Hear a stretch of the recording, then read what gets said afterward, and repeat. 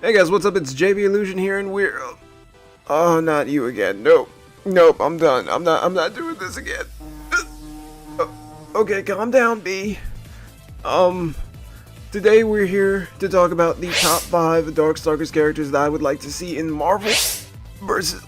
Capcom Infinite, and I would like to request a change of stage during this transition. You know, maybe Dmitry Maximov's stage would be nice.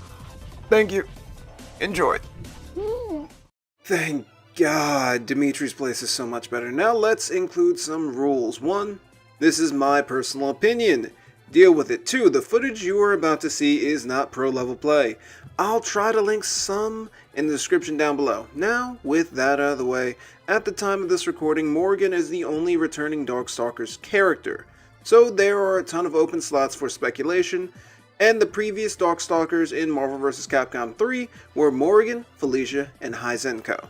I'm hoping they include more diversity in the Infinite roster, and I think number 5 is exactly what Infinite needs. 5.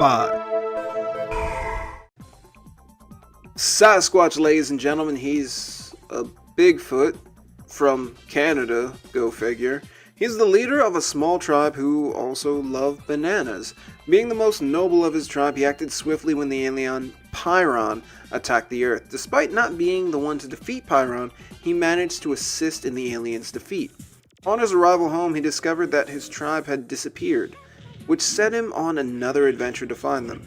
After Jitta, the Darkstalker that seek to remake the world in his image, was defeated, he found his tribe, who were lured to a new location with the offer of bananas.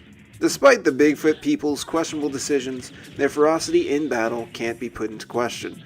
Their most powerful members are capable of leaving their enemies frozen solid. Sasquatch fights with surprising speed for a character that relies on precision and command grabs. Previously, there was mention of the Bigfoot's intuitive ability to freeze their opponents. Sasquatch can release a breath of cold air to freeze his opponents who would dare move after blocking an attack. He can also release a more powerful blast that can shoot across the screen.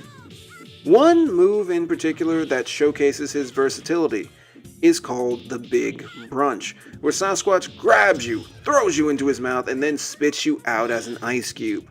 Not only is he good on offense, but with a wind-up attack that he can catch you in the air with, or pressing a button from half a screen away, he's got it all. Speed, power, and a healthy appetite. I think that Sasquatch would make a great addition to the Marvel vs. Capcom Infinite roster. 4. Number 4 is a creature from the Amazonian lagoon, Riku. 30,000 years ago, there was once a sprawling population of merfolk. After a devastating earthquake rocked their lands, Riku found himself the sole survivor. After finding out that Pyron caused the destruction of his civilization, he vowed revenge. He would find love, instead finding another survivor while fighting off the alien robots. They retired to the Atlantic Ocean, where they had 3 children and are still raising a clutch of eggs. One day, while searching the ocean, he and his son found themselves immersed in Jetta's schemes. At the end of the battle, Riku found another race of merfolk that he and his family have joined. In battle, Riku uses his unique body to harass his opponent from afar. As his enemies close in, his true power shines. He can poison the opponent, stunning them.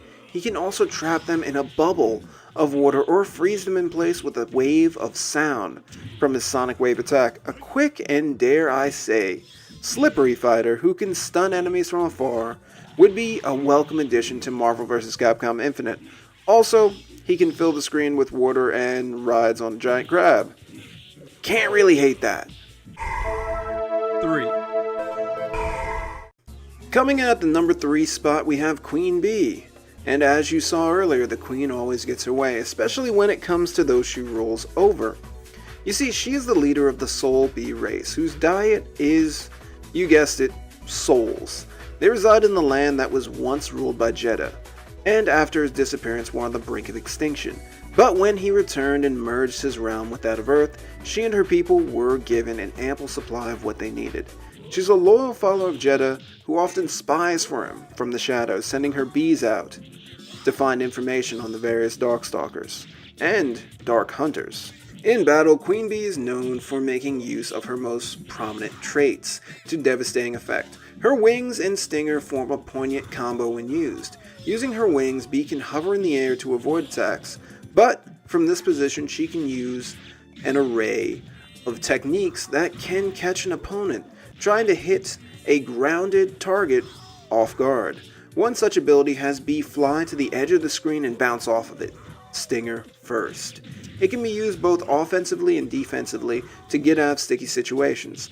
Not only that, but woe be it to anyone who gets caught in her dashing grab. It's a great move to throw out when you know an opponent is going to press a button. She races forward, propelled by her wings, to grab an enemy and stab them with her stinger. This move can also be used in mid-air, so jumping is always risky against her. A character with verticality already built into her moveset would be perfect for Marvel vs. Capcom Infinite. I'm just crossing my fingers and trying to believe that it'll happen. 2. Number 2 is John Talbane, a character who actually has an online petition for his inclusion into the game. Not sure how that's going, but I can understand why. John is a man cursed with lycanthropy. Not in the classical sense, however. The son of a British woman and a heroic wolf, Talbane's mother was slain by Jeddah shortly after he was born. His father didn't know of the pregnancy, so Talbane was forced to live his life as a half-breed amongst society. He only found out about his curse when his martial arts master was killed by bandits. The grief and anger turned John into a werewolf. Now shunned by society, he ventured out to stop the alien Pyron. After the aliens' defeat, John transformed back, but that was short-lived. No matter how much John trained his body and his mind, the animal inside was never fully tamed. Shortly after Jeddah's arrival, he transformed again. On his journey to defeat the creature, he encountered a doppelganger of himself, whom he defeated to gain full control over his lycanthropy. In battle, John is what you would expect from a kung fu werewolf: speed, strength, and ferocity. His most prevalent move is the Beast Cannon, that propels John forward and can be used to provide follow-up attacks or to pull back after a block attack. The move can be controlled to follow up and attack an opponent in the air for subsequent hits. But that's not all. Armed with a pair of nunchucks, he can punch enemies while pushing them back with Million Flicker, and call upon his training and release an attack called Dragon Cannon to punish players full screen. John's unique movement that Beast Cannon allows him with a full screen super could make things very interesting. 1. At number 1, we have the one and only Bei Hood, a character based on the children's story of Little Red Riding Hood, in which an innocent girl is attacked by the big bad wolf. Bei is anything but innocent. She is a dark hunter, hunters who specialize in defeating and collecting the various residents of Makai who have bled over into the human world. But some are even audacious enough to enter the mystical realm to hunt their prey down on their home turf. You see, the various toxins and products that can be made from the various monsters from Makai are highly sought after by people of the human realm. So much so that they will pay exorbitant amounts in order to get what they want. The demand created a need that is filled by the Dark Hunters, who are graded by class. A C-class hunter can venture forth into the realm to hunt beasts, but it takes an S-class hunter, like BB, to take down Darkstalkers. Jeddah was impressed with her skills. That is why he brought her into his realm, to test her. She didn't fret or grow concerned within the alien plane. She only looked about and remarked that they're all mine.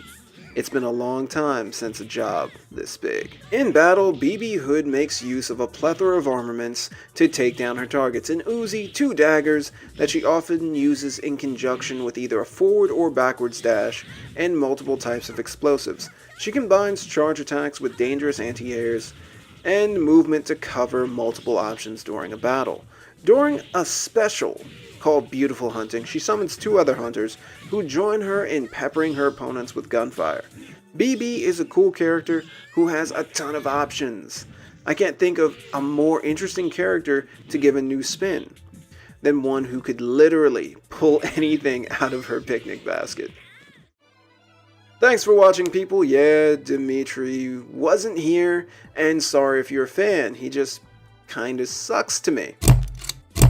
Well, time to go. Please subscribe and comment down below on what Darkstalkers you want in Marvel vs. Capcom Infinite. Bye!